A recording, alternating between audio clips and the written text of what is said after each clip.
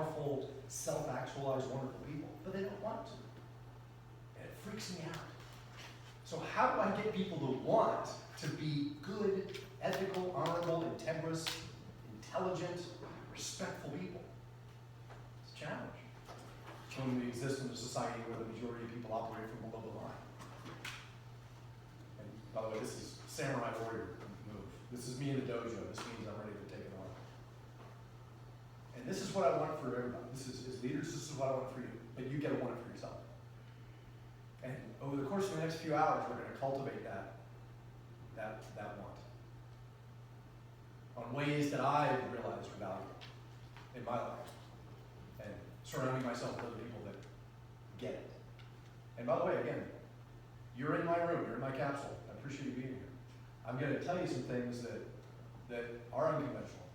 And as a championship level athlete, I know what it takes to perform at championship levels. And it may get uncomfortable. I don't think it will, but it might. I'll challenge you to stay with us, stay in the room, and confront that uncomfort. Okay? I'm not going to offend anybody. I'll make the point to try not to offend anybody. So let's start with coachable mindset. So we all have ego. Right? Ego. Ooh, ego. Right now, you're all imagining ego. What is ego? What is your ego?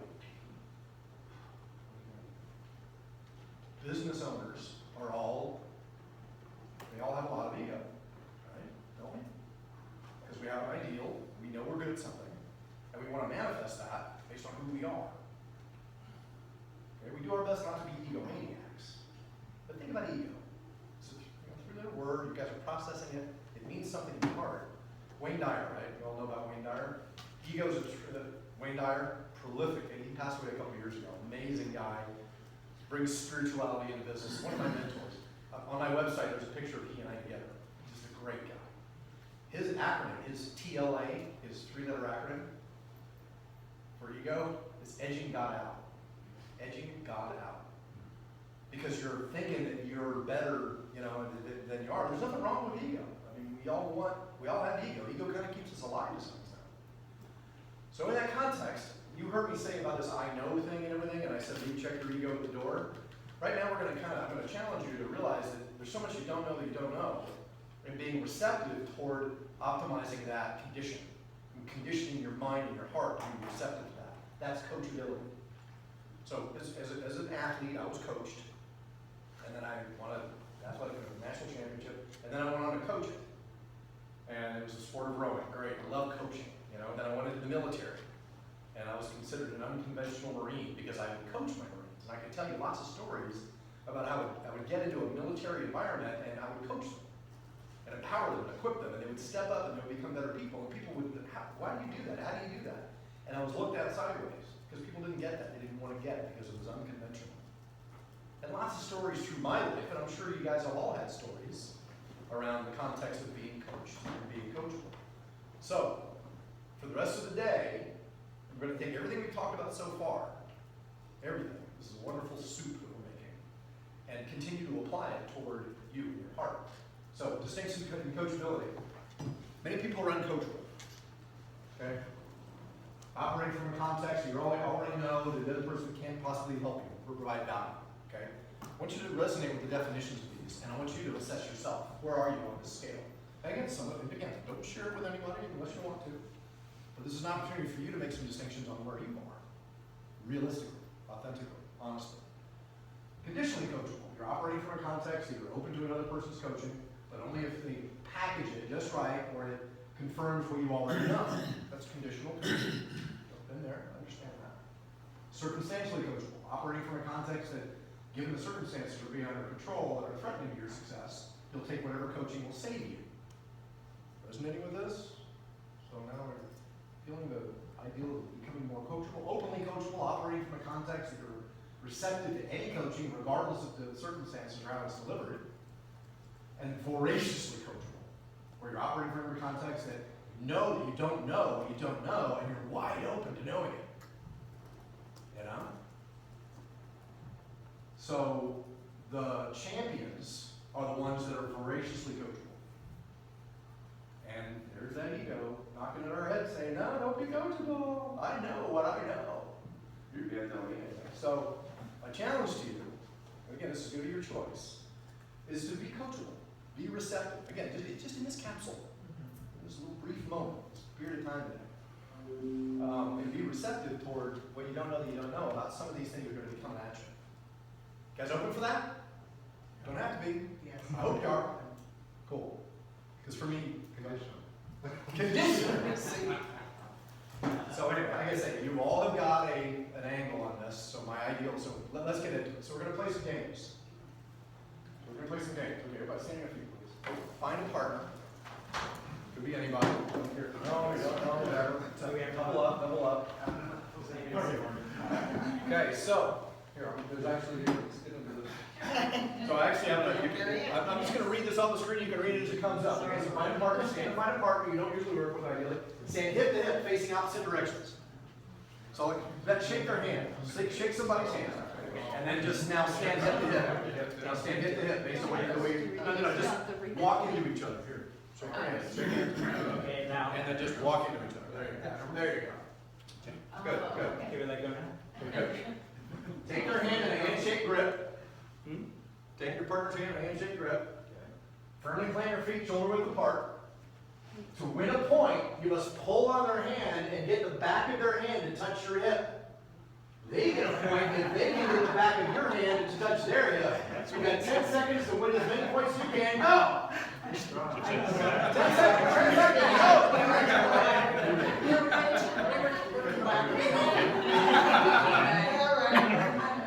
Okay, stop. I chose the Thank you, partner. Thank you, partner.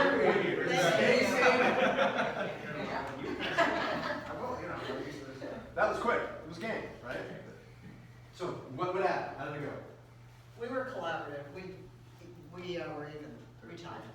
Okay. But we both watched it. We allowed each other We were collaborative, but we both watched how many wins. Well, I was going to say, so who won? We both did. Oh.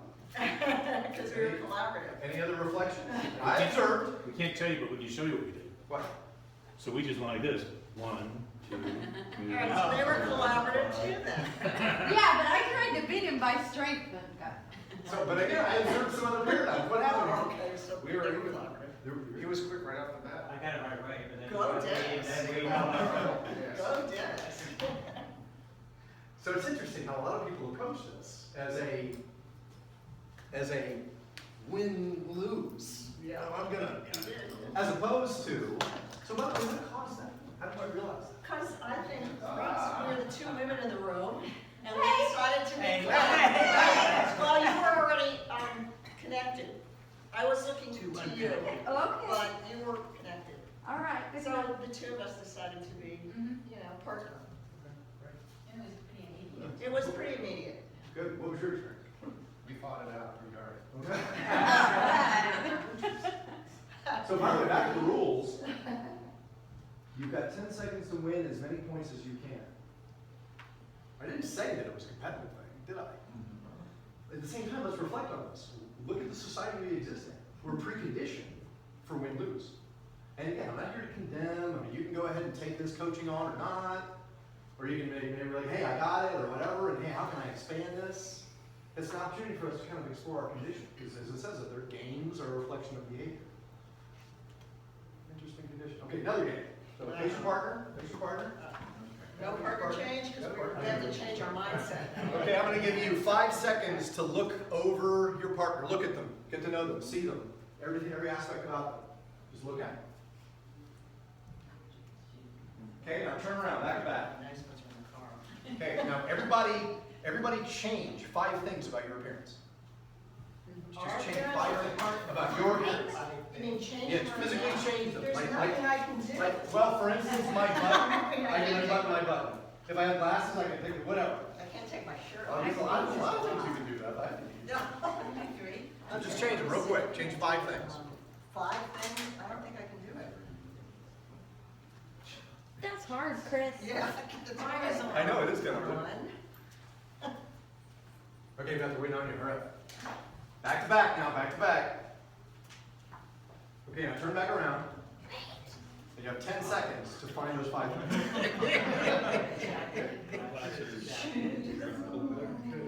For you, the shoes, you may have had a necklace on.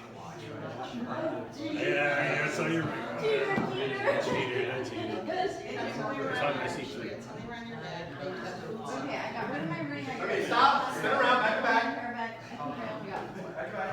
Back to Okay, back. you unbuttoned. I Who see found your all 5 bracelet. things? I see your bracelet now. We were getting pretty close. Yeah, like 4 or 5. Unbuttoned. Okay.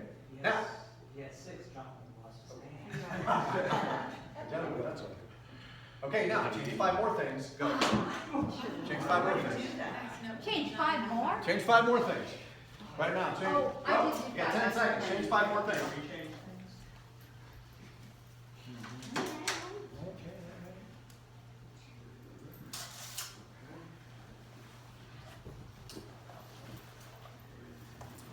Ten, 9, 8, 7, 6, 5, 4, 3, 2, 1. Back to back. Back to back. Back to back.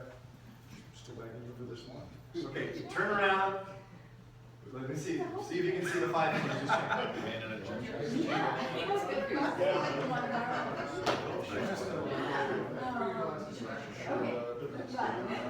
So I don't know. Okay, you put your shoes on. You started with boots. No, there was. Okay. Good job, my shirt. Get a watch on. Shoot, my watch was out. 1, 2, Oh, okay. 3, 4. All right. And you put your glasses on. Okay, that's good. That's good. Good analysis. Okay, great. All right, stand your feet, please. Okay. Hey, too quick. And I didn't have a lot of good options today. Okay, everybody just face me. Experiences.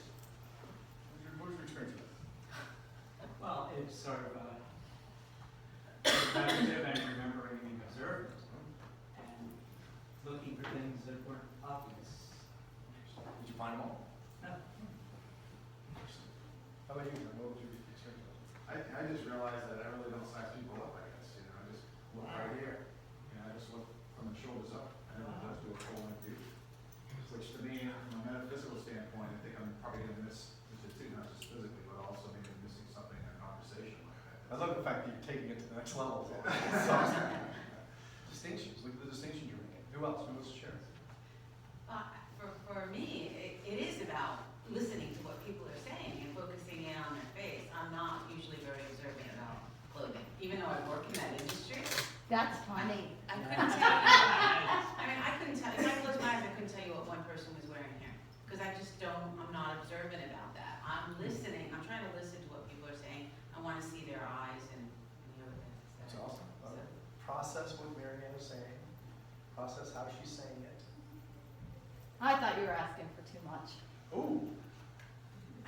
Changing 5 things for a woman is harder than a man.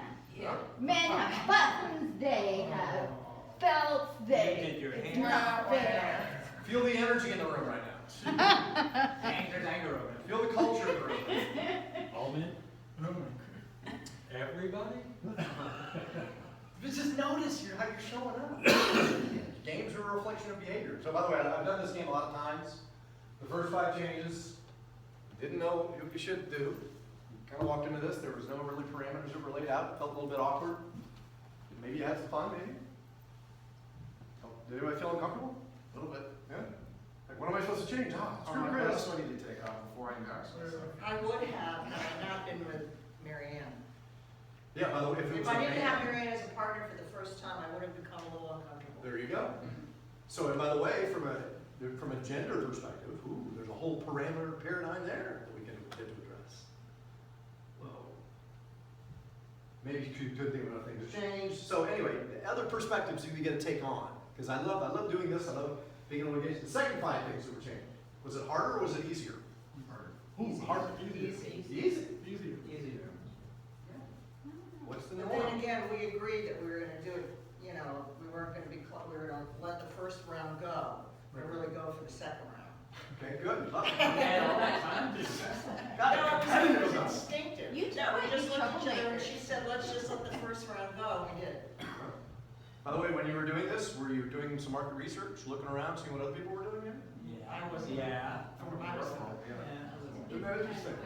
I was too busy trying to figure out how to do my stuff. Okay, well, there you go. But who knows, maybe that market research, that cheating, as we call it, maybe that would have been appropriate for you guys to do. Something to think about. Okay, did you get creative? What'd you change back? Things to think about. What I want to focus on is what your awareness of yourself in that context, because games are a reflection of behavior. So go ahead, thank you for taking your seat. Thank you. Thank you. Thank you. Why do you have a poking at Each other, almost broken each other's heart. Rome, go ahead. Yeah, these two got a little competitive. It's like Dennis. Hold on, Rome, you got a comment. No, I just thought it was interesting that game two is way less competitive than game one. Well, the pulling off one was, we had this competition, but the other one was like, who cares? It's a competition myself, I can hardly come up with 5 things. Well, by the way, did you ever think about maybe just changing the original 5 things back to where they were? Yeah, that's part of it. Yeah, it had to be. That was within the rules. I mean, rules, by the way, did you break the rules? Did you just say screw the rules? It's just like, why is Chris doing this? Chris is such a freaking jerk.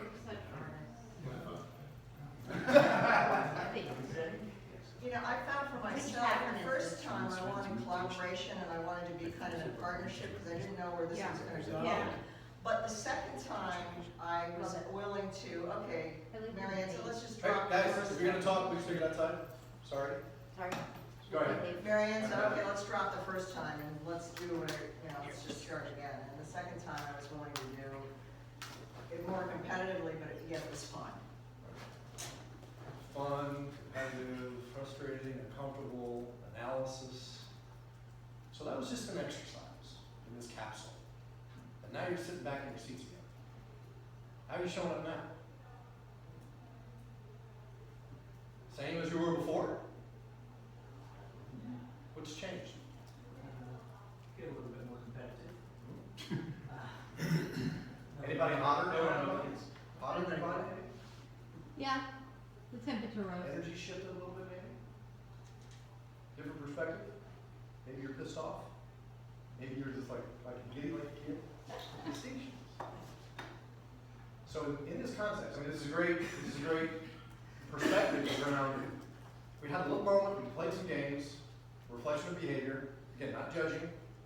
You know, a lot of people think that, oh, the game, well, I'm gonna lose, I'm gonna win, whatever, I'm gonna beat somebody, and then Chris is gonna judge me, and I screwed up, and then we're gonna do this, and oh my God, and now you're back down. Games happen consistently all the time. Your business is, it's a game. You know, what Tony Robbins' new book, right? A Money Mastery Game. It's a game. So games are a reflection of behavior, whether it be competitive games. I like to think that what I do is I take the learnings that I got from rowing into my life and play like a team member. You know, you think of all the different things, like Mike Flora bat and football. You were a quarterback, right, Mike? Yes. Pretty quarterback of the USC football team? Never. UCLA. UCLA. I didn't know that. Not happy face now. Yeah, see? Notice how he's offended over a logo, over a brand or a team. Just like me, I mentioned before, Florida Gators. I'm a big college ball fan, but you don't call me a Florida State Seminole. So anyway, just things that we gotta show up and we reflect on. How open are we? How receptive are we to work as a community? Because that's behavior in business, in life, in context. Are we judgmental? Here we are in the inauguration day. What are we gonna do now? Our behavior is going to be reflected consistently every day. Are we going to support our president? Are we going to defy our president? I don't want to get political. The two-party system was created for a reason, and I get that. But what are we going to do to create a culture of progress? Oh, Chris just said progress. That means he's progressive. That means he's a left-winger. What? It's not about that. It's about checking our behavior and being people that are oriented toward making things happen and getting results, whether it be for us, our family, our community, our church, in any institution we volunteer for, veterans, many of us serve veterans. are we showing up in this stuff? Sharings. Who wants to share?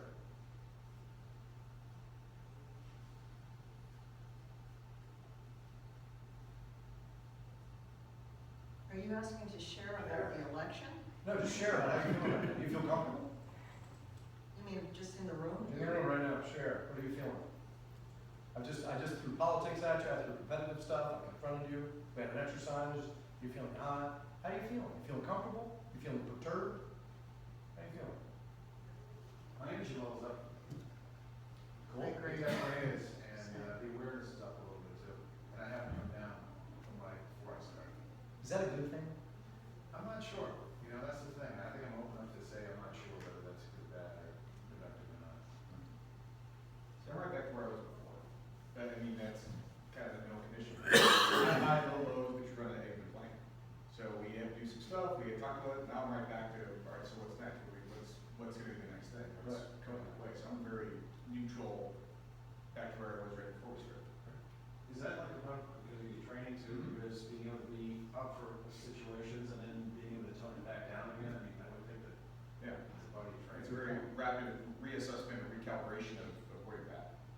You're trained to be resilient, so you bounce right back. Mike, I'm wondering where you're going with this. you're wondering where I'm going with this. I like Mike. Mike and I kind of do the same Get to thing. that point. So I actually said it's about awareness of your resilience. Because over the course of the next, call it 4 years, 2 weeks, whatever, you're gonna be tested consistently around how you show up with your spouse. You know, around, and again, we're talking about business, you know, let's apply it to business. Where I'm going with this is, how receptive are you gonna be to market conditions that are gonna try to pull you below that line? What I'm doing is I'm conditioning resiliency in this capsule, very, very short period of time. Your energy's up. I can feel my heart rate up, a little bit of an adrenaline. What I'm doing in this very moment is I'm conditioning you, and it's a short conditioning period. But whether you know it or not, you're gonna walk out of here with a heightened ability to be aware of your resilience. And how much more resilient do you wanna be? The champions are the ones that are resilient, and they get more resilient. I just gave you an experience of how to become more resilient. Resilient and resourceful, full of resources. And by the way, back to this thing, there's a lot of resources in here, in all these books. How do I become more full of resources? Not big books. Be coachable. You know, be receptive.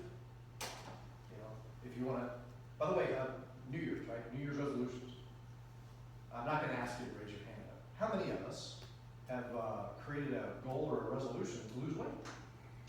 Or to become a better fit? How are we doing with it? Probably pretty good, I sure hope so. How can we be better at that? Be more resilient and be more resourceful and aware.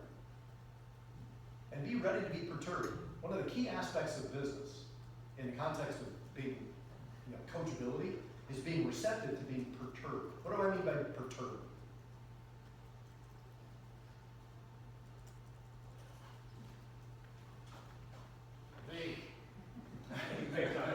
The right person.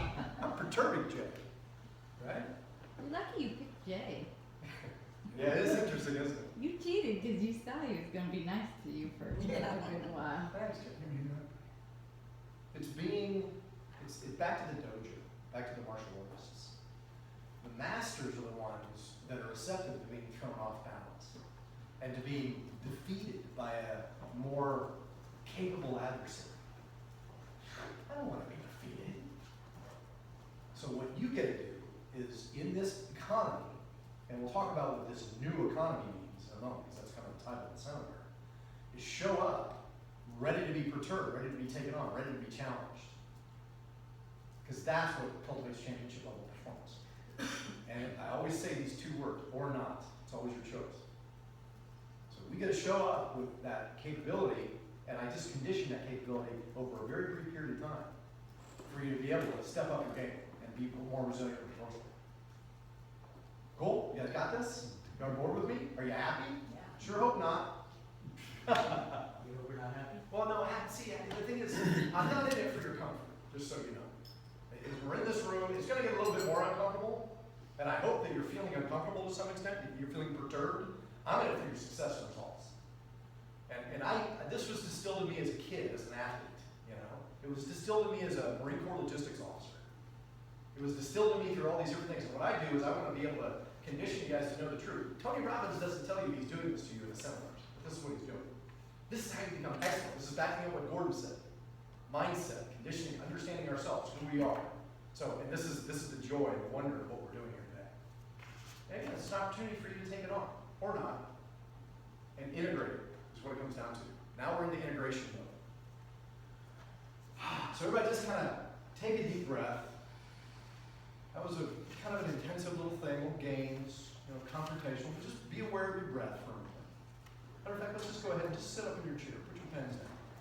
Sit squarely up in your chair, straight spine, 2 feet on the ground. And just take in a deep breath. And just be conscious of your breath. Cyclical breath. Breathe heavy, breathe light. Just be aware of the breath you're breathing right now. Close your eyes if you want to, you don't have to. If you're looking at that fountain, look at it and appreciate its beauty.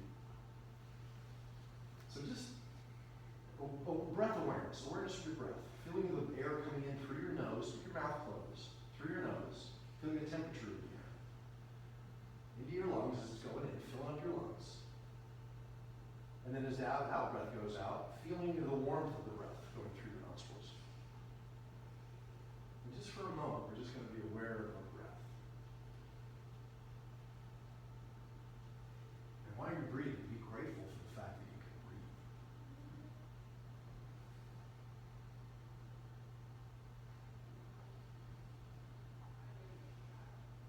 Deeper breath in through the nose. Deeper breath, fill the lungs up, hold it fully. And out. Be grateful for the smell that you smell when you're breathing.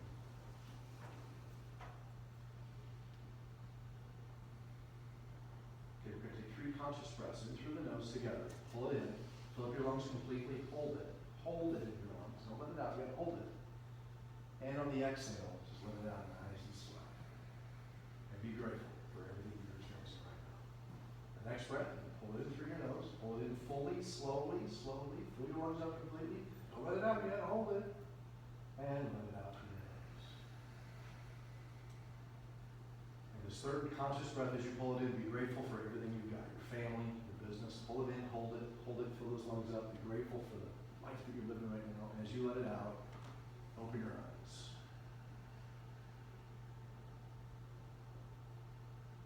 How are you feeling now?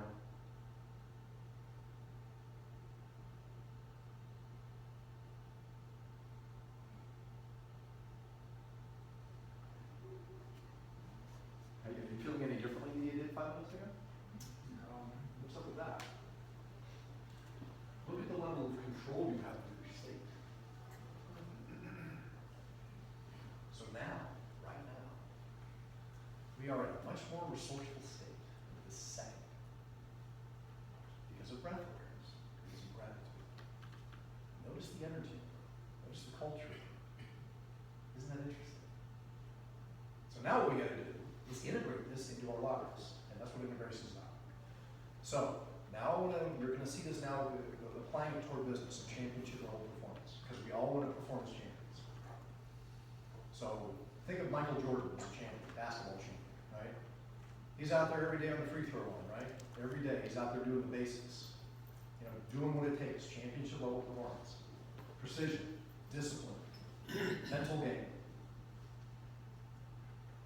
Well, by the way, failure, I talked about failure, rolling your failure into success, consistently realizing that failure is going to hit you. How well do you bounce back from that? How resilient are you? Having, again, third-party perspectives, the best leaders of the planet, the best champions are the ones that are always getting that third-party perspective. And then back to accountability. Gordon and I have actually taught classes on this. We're not going to talk about it today. But when it comes to business, business is a lot about metrics, right? And by the way, today is what is today, 20th?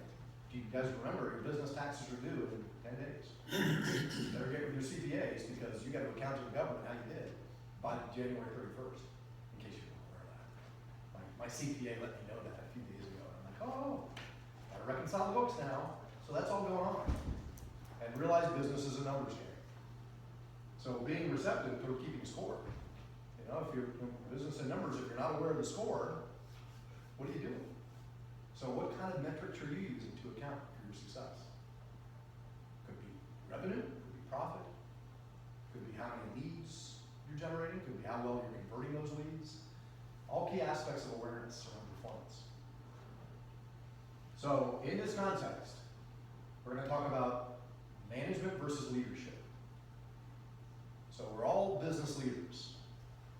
So what I'm going to do is talk about the essence of leadership versus management. So the leaders, we're all managers. And in the context of in the business versus on the business, leaders work in the business or on the business?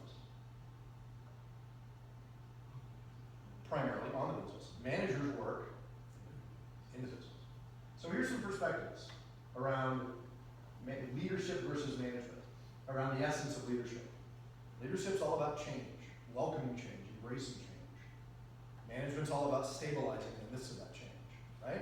You guys with me on this? Make sense? Focus. Leaderships are about leading people. Managers are about managing work. I want you to reflect here on what you're doing as a manager or a leader. What are you focusing most of your time on? What do you have? Leaders have to have followers, managers get to have subordinates. Leaders are focused on a long-term horizon, managers are focused on a short-term horizon. Reflect on this. How are you doing? Leaders seek vision, managers seek the achievement of objectives. Leaders set direction, managers plan the details. Leaders facilitate decisions, managers make decisions. That's an interesting one. Facilitation versus management.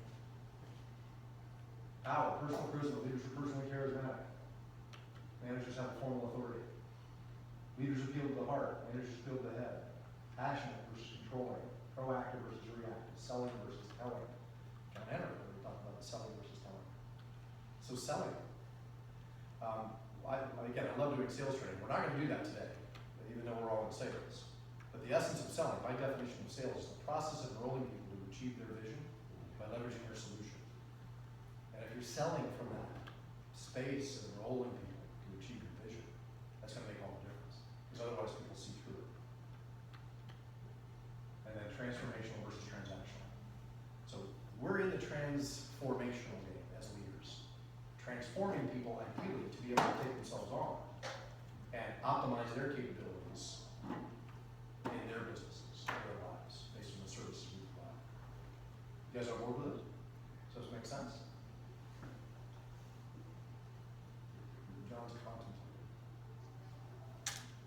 I'm actually looking at what looks like a duck out there that's halfway in the water trying to. It does look like a duck. You're focusing on the duck. Duck? That's a mermaid, that's a mermaid. So in the context, again, it's awareness. I just wanted to sit here and tell you all day long about strategy versus tactics, leadership versus management.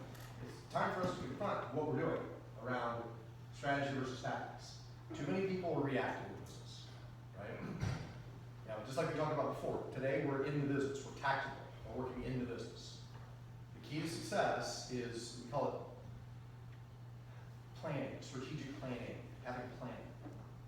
And as I apply the metaphor to the military, you think about the Normandy landing, World War II Normandy. We actually did this in the, Jay was with me. Was anyone else in the room when I gave that presentation here at the club a few months ago around military leadership applied to business? It was good. We actually showed a 60-minute clip, or a 60-second clip of Saving Private Ryan and the Normandy invasion, and the beach, and the chaos. And we actually talked for about an hour about it. It was good stuff. So in that context, they were tactical. There's no way they ever could have won that battle unless they had planned in advance, which is strategy. So I'm not necessarily a big fan of having a plan. How many people have a business plan? Business plan? Okay. So it's a plan. And it's something that you can take, print off, stick on the shelf, and never follow. My experience with business effectiveness and strategizing is it's the process of planning and then developing a chart or a map for your course. Because what do you have to be in the midst of chaos, in the midst of change? Resilient and resourceful.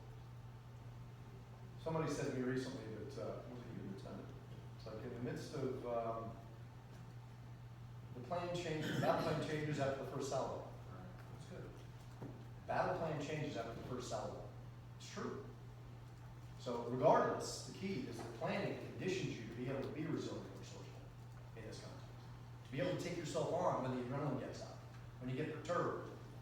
To be able to baseline yourself. To learn what martial artists know in the dojo and be a master of yourself. Self-mastery is the key to leadership. Right? Sorry, can you say that again? Battle plan changes After the first salvo is fired. after the first salvo. So again, another angle on this, tactical versus strategic. Tactical focuses on the immediate, strategic of the future. I mean, I'm not going to read this from the previous. The reason I'm focusing so much time on this is the key to business success. Is you got to trust yourself to realize that when the boots hit the ground, that you're going to perform effectively. And you will because you're good. You've gotten educated, you've gotten certified, you've got credentials, you've got capability. But the key is that you have to know where you're going. You have to know what the objective is as you confront that enemy on the battlefield. By the way, what are some of the enemies that we face on the battlefield in business today? Competition. Competition? Regulation. Regulation? Customers. Customers? Yeah, good point. They could be kind of adversarial. Good point. Need change. What was that change? Need change. Need change? Oh, so they change their needs? Environmental changes. Okay. Communicating a message in a different environment. So environmental changes Well, as well? changed an environment and communicating the message seems to be different from the prior environment. So it's the application of all this stuff at the level of excellence. Notice the energy here. We're a little calmer, a little more resilient, a little more aware. My ideal is that in the context of being perturbed, you're stepping up, you're baselining, you're aware of how you're showing up, and you get to figure out for yourself in this context, in this capsule, around how you're showing up. So I just triggered something for me. I was thinking about Black Hawk Down, Yeah. and I was thinking about when the bullets are flying, and then you have that one, the one guy, I forget who he is, but he's just walking along and taking care of business. Everyone else is just freaking out, and this one guy is just walking with purpose. Resilience and resourcefulness, just figuring out where to go. It's all about leadership mastery. We get to be masters of ourselves as leaders. So people listen to you when you're that way, but if you're sitting there freaking out too, then, like you say, you've got a whole bunch of chickens running around with their head cut. And how do you control that? Conceptually. When I was on active duty, I spent 20 years in and out of the reserve, so 24 years in the Marine Corps. During my whole time, I was blessed not to have to serve in combat. I can imagine being in combat and having this metal projectile about this big miss your head. I mean, that would freak me out. Yet that's where character is distilled, right? Character is distilled through adversity. So as we talk about the application of character and the characteristics of leadership, welcome the adversity. Welcome the challenge. Focus on being strategic. And realizing that when the boots hit the ground, you got to trust yourself to be able to perform. Okay, I mean, that's what we're talking about. This whole discussion, this seminar, ideally, every time I do one of these training events, is I want it to be innovative. Gordon and I have done dozens of these in multiple countries, and every one I try to take it to the next level. And I've reached a point now where I don't want these experiences to be informational. Gordon? Oh, I didn't mean to interrupt. Oh, it's okay. I put that last slide back up if you would. I think this is such a critical element for all of you to understand, and most people don't. They think they do, they can kind of articulate the difference of plan with it, but almost everybody works totally on tactics. Totally on tactics. Because it's easier not conceptual, it's not so abstract. Strategy is kind of abstract. And most people don't deal with abstract as well as they do with concrete things, like I'm gonna go call on 100 people today, if you're a salesperson. I'm gonna fire up my website. I mean, you could look at 99% of the websites that are out there, and almost all of them are wrong in the way they approach the marketplace.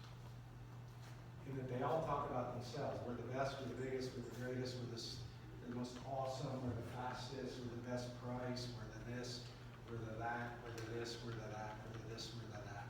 And none of us give a hoot about that. We don't care at all about you. And whether you're this or that or this or that, initially. The only thing they care about is solving their problem. So what are your strategies, whatever it is that you do, whatever problem you solve, what are your strategies for doing that? Because once you figure that out, then you can apply the necessary tactics to make that strategy happen.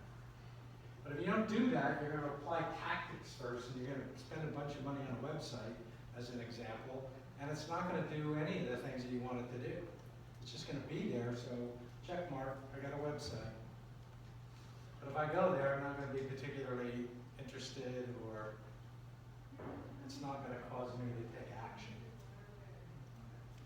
But if your strategy was to get 500 people to come to your website, then you would approach the design of that website and what happened when they got there totally differently. 500 people come, 20% take advantage of whatever my offer is, as an example.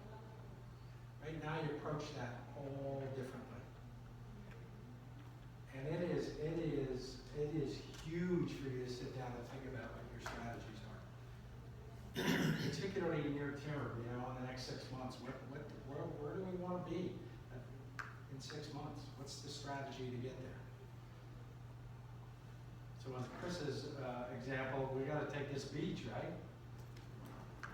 That's the key. That is the initial thing we have to do, is get from these boats on top of that hill. And if you've ever seen it live, it is a daunting environment, even today. It's unbelievable to think of what happened back then. But that was the strategy. The tactics, some of them worked, some of them didn't. Resourcefulness took over. That's what it was all about. Yeah. About So give that some thought. It's easy to gloss over it. Most people do because it's abstract. It's different than tactics. Tactics I can get my head around. Right? And tactics are comfortable. It's back to tacticitis, right? It's a disease because it's comfortable. It's comfortable. Well, but what, to take that to another level, I mean, you have strategies. I want to use law for an example. My prior world has been always, the clients need to have fear. They need to fear. They need to know Dodd-Frank so that the banks don't screw up, that the regulators aren't all over them. And I'm trying to create a message that's positive and promotes financial institutions to want to be in the marketplace and want to lend and want to do business and want to be proactive. And it's really a challenge to know what tactics to invoke to do a different kind of message. So I feel tactics are the only thing I have to fall on. And the tactics are going to happen. You have no choice. I know, but I'm like what Gordon said. I said, oh God, I don't know what I'm going to do. So let's just print a business card. Let's just do a website. That's just what Gordon said.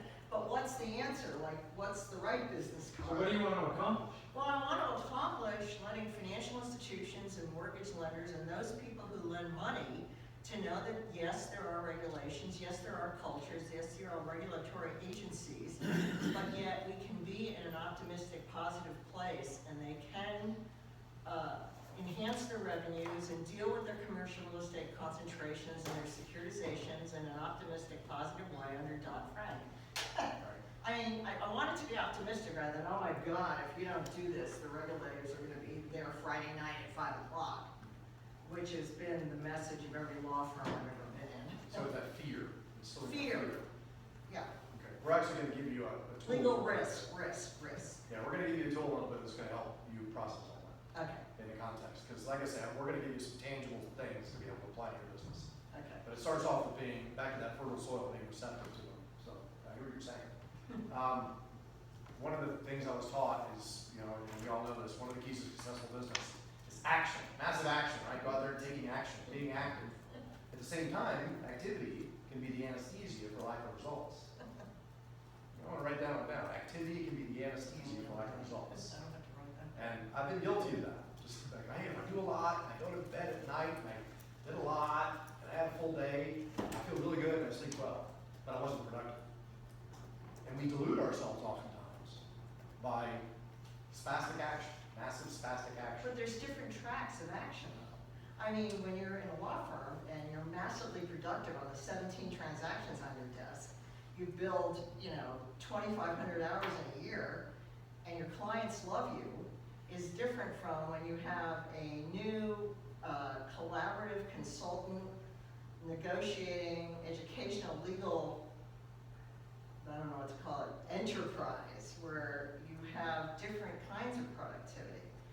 So one track works well, but then when you go to a different track, it's hard to know what productivity is. I guess it's what Gordon would say, well, did you get a result that you were looking for?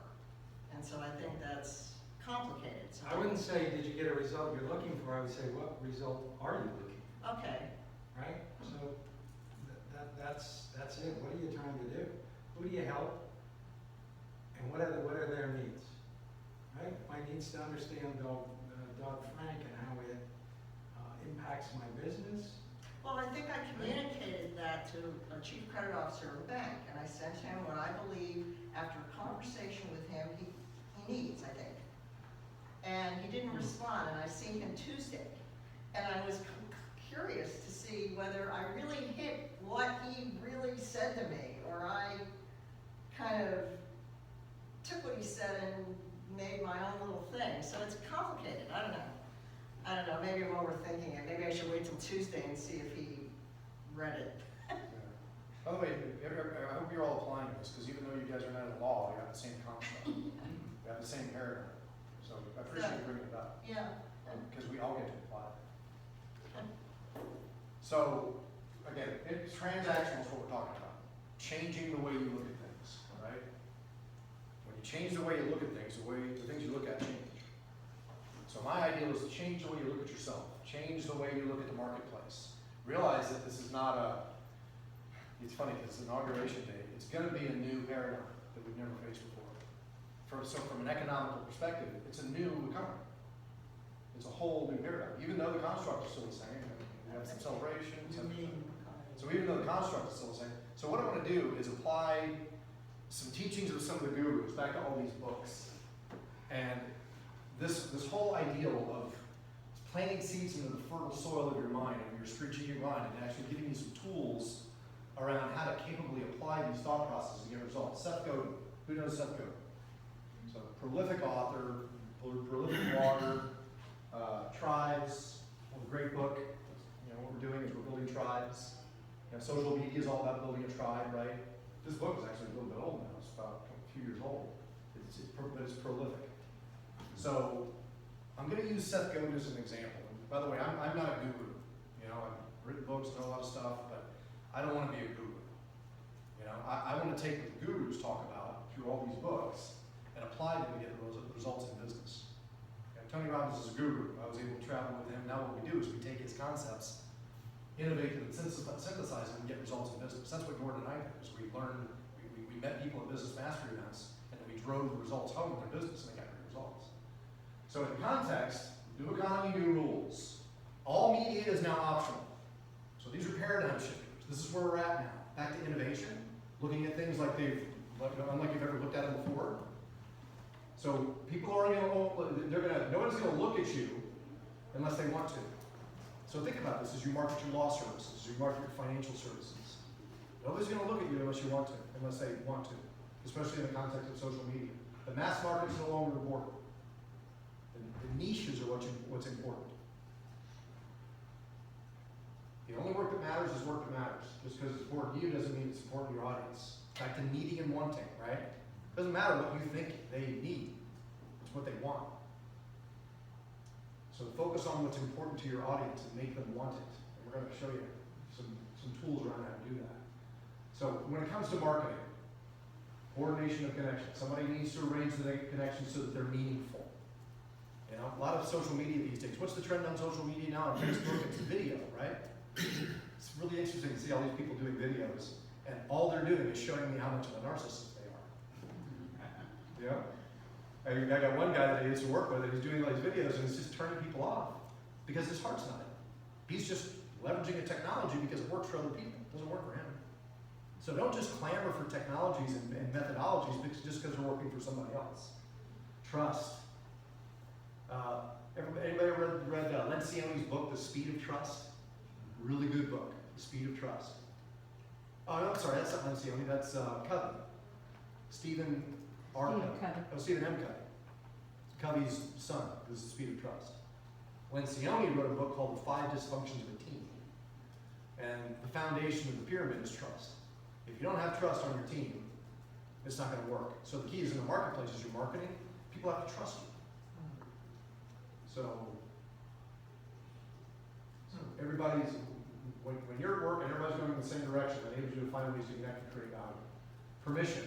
When you offer ideas to people, you want to bring to them, it's a resource. Without that permission, it's annoying. So people have to want the information. Techniques these days are email marketing. Does it work? It can be offensive. You know? At the same time, if you're selling something via email, that can be offensive. If you're educating people via email, you're providing value.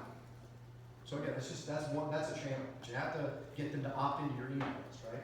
And the exchange of ideas. You're going to learn more from people at a conference, at a seminar like this one, from any random person you might otherwise meet, because you're deliberately exchanging ideas. So it's that confluence of time, place, and purpose that gives significance to that exchange of ideas. So again, there's going to be opportunities for change of ideas here over the next few hours. So my ideal is that you're going to walk away here exchanging contact information and exchange more ideas. So the new economy is about building trust and connections, reaching that level of evolution, again, transformational perspectives, and differentiating yourself. Because mass marketing is not what it's about anymore. So when we standardize everything to the point that the main differentiator is price, then it's a race to the bottom. You're a commodity. So think about that. Put that commodity concept into your pipe and smoke it. Are you a commodity? And if you are, how can you not be a commodity? When it comes to law services, I could just go to Google and type into the yellow pages and find a lawyer. So is that how you're getting your business? You know, and again, this applies to everybody's model. How commoditized is your business becoming? So in the new economy, what it takes for marketers to be successful, according to Seth Godin, is being extraordinary. And the extraordinary people don't focus on the average. Take risks. We need marketers that don't ask for permission to be creative. So be creative. One of the books he wrote, Purple Cow, I didn't bring it with him. But the metaphor is be a purple cow. Be somebody who's different in the marketplace. How do you do that? Innovate. How are you going to innovate? I don't know. We got to discover that. We got to figure that out. The first thing to do is innovate the way you think. Innovate the way you show up. And do what matters. Don't ask if you're going to succeed. Ask if you're going to matter. Because that's what's important. Again, track everything. We talked before about metrics, making sure you're tracking metrics. And you're focused on getting results as opposed to just talking. So really what it comes down to, being perceived as trusted. And this is an opportunity for you to reflect on yourself. Are you trusted? Are you respected? Are you popular? Are you well-liked? And that does apply.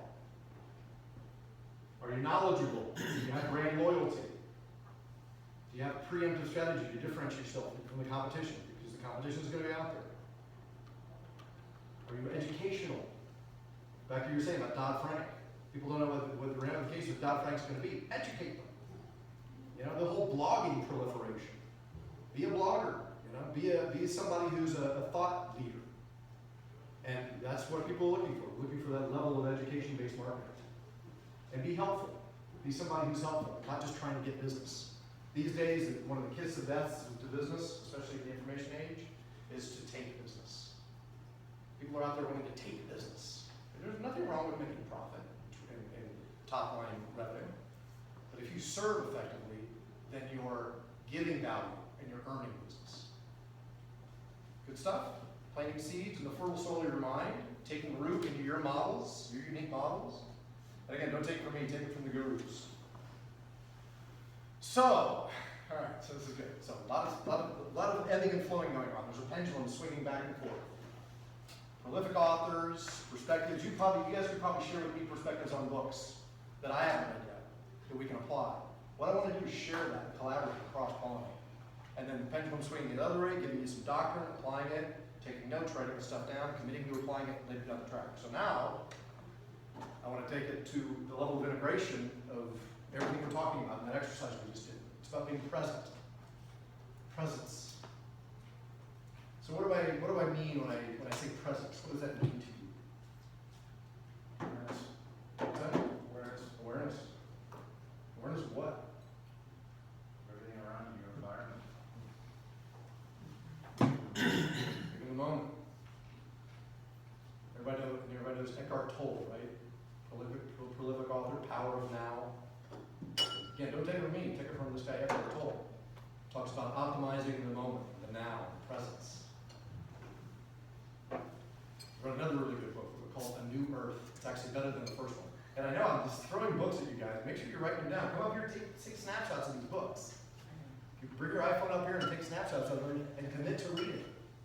And I get kind of passionate about this because a lot of people have the best of intentions, as do I, but I don't have enough time to read. But I do it anyway because I have the discipline to realize that's what's going to condition me to be resilient or social. So presence, the power of now. Presence is a concept and it's theory that's taught. What I want to do now is discuss the application of presence in business. John Henry. I just feel like a suggestion that for a lot of people that I work with, they're so busy during the day they're not quite sure whether they can squeeze in reading time if that's not something that's on the top of mind. And so every one of those books most likely is available on audio. And the time you're spending in your car every day, even though you know this, I mean, it's time to be spent really opening your mind up to new ideas. That's probably the strongest recommendation because you get some really good books.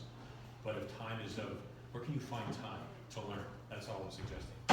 Zig Ziglar will call it, right? Automobile University, right? You guys know Zig Ziglar, prolific sales trainer? You're right. Audible, Kindle, by the way, as the Kindle reader. Kindle books are so cheap on Kindle. Download them and listen to them. I was just gonna say, I joined Audible and I went into the automatic program because it makes me buy books. Because otherwise I just kind of drift. It's great because, you know, I'm paying money, I gotta do it. And if I'm paying, I'm gonna listen to it. So it kind of reinforces that whole. And it's cool because they have algorithms where you plug in a genre. And by the way, I'm a big fan of fiction. I spent a lot of time reading Stephen King. You know, I love that stuff. It conditioned me to be a reader. And now I'm a speed reader. And anybody know how to speed read? Okay, so crash course on speed reading. Remember, what was it, Evelyn, what was the name? Evelyn Woods or whatever? The key to speed reading. And Paul Shealy teaches it as well. It's an NLP technique. There's two fundamental perspectives on speed reading. Conditioning and trust. Is if you're reading a page in a book, you get to condition yourself, and you've seen speed readers go like this down a page. What you're doing is you're accelerating your ability to read, and conditioning yourself to do that. So conditioning, reading, and then trusting that your mind is taking the information. Because it's tough to, when I was raised as a kid, my mother used to read bedtime stories to me. And I was conditioned at a very young age to take information at the pace that it was being read to me. So now when I read something, I read it at the pace that somebody would read it to me. You guys with me on this? So when I read a page in a book, so here I am. I want you to get this information. Here's a simple way to think about it. Oak Carrion, former U.S. rock climbing champion, won a tournament in an unusual way. He was one of the 4 finalists, and each one had to climb a very difficult route up to the steep wall. Those are 2 sentences I just read. Realize that as you read it, your mind and your eyes and your brain is going to process the information a lot faster. And you get to trust that. That's a big gap in the leadership. The But again, I mean, there's a whole, that was a crash course on speed reading, and that's the essence of it. Conditioning and trust. And that applies to a lot of aspects of life, doesn't it? But if you want to be a speed reader, you want to take in more information, and be a reader, conditioning yourself to do it. Just like you condition a muscle. Just like all champions do. And trusting yourself. Trusting that you have the confidence. So anyway, I love that. I'm talking about force and perspectives. And it all flows from being present, being aware. So, by the way, we're going to take a break. We're going to take a 10-minute break, and then we're going to flow to the next. This is a really good time to break. It's a 10-minute break, bio break, come back in the room in 10 minutes, and then we're going to shift gears. Okay? And by the way, talk amongst yourselves. I mean, talk about cross-pollination and some of the ideas you're going to share. So it's okay to take a photo of these ones? Yeah, I didn't know. Is it okay to take a photo of these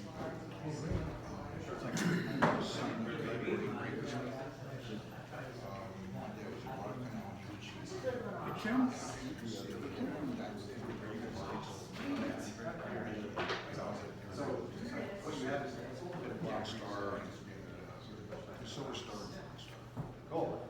Is your son Yeah. No, no, my father, you said your father was in the Raiders, or your dad was? my dad was. Oh, he's in the Marine Raiders. My dad was in the Marine. Are you one of the trainers as well? What area are you in?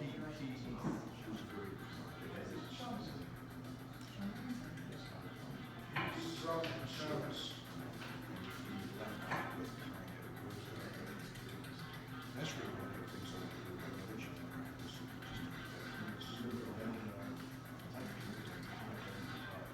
Well, this is not upgrading, it's all that was an example of transition.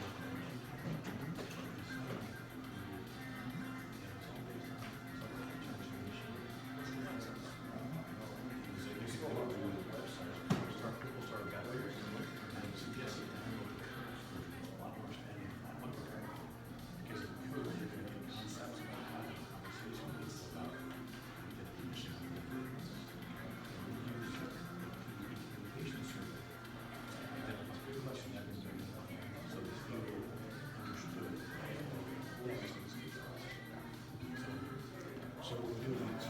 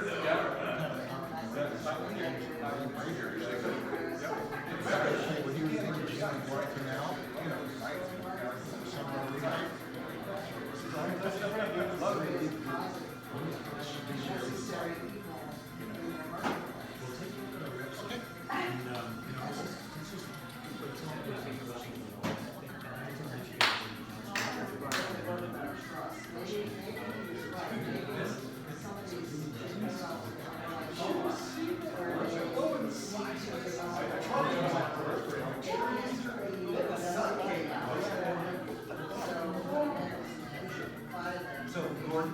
Sending that, you know, whenever somebody leaves, they end up to mature. You know what I'm saying? But maybe if it's all like that, when it's our extrovert person, he would say, hey, why don't you send me what you got? So I'm thinking, Tuesday, maybe then, you may not even read it. Yeah. Because he definitely is. Yeah, so that person, I don't argue with that person.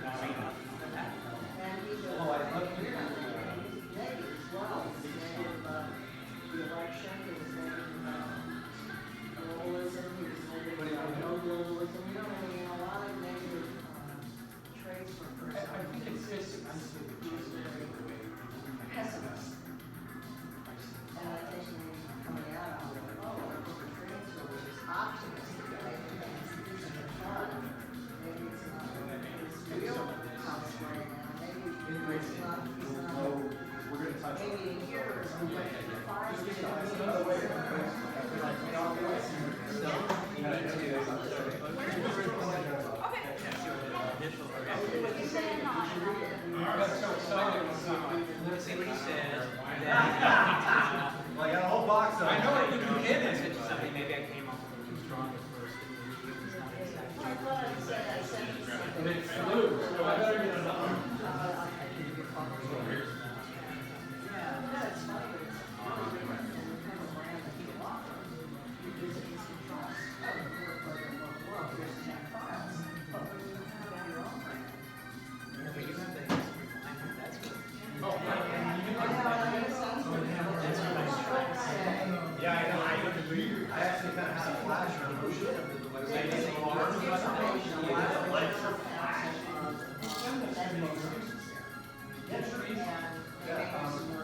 Actually, let me just write it The down. first thing he wants to know is if you have a website, so you can see